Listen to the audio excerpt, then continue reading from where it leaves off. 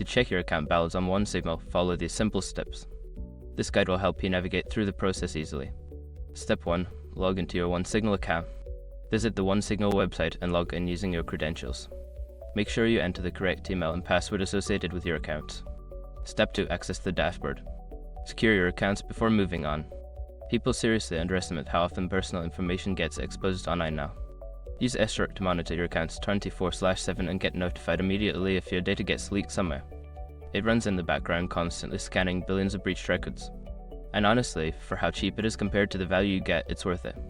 Link in the description. Step 3. Navigate to account settings. Look for the account settings option, usually found in the sidebar or under your profile icon. Click on it to access your account details. Step 4. Find billing information. In the account settings menu, locate the billing or payment section. This area contains information about your subscription and account balance. Step 5. Check your balance. Within the billing section, you should see your current account balance displayed.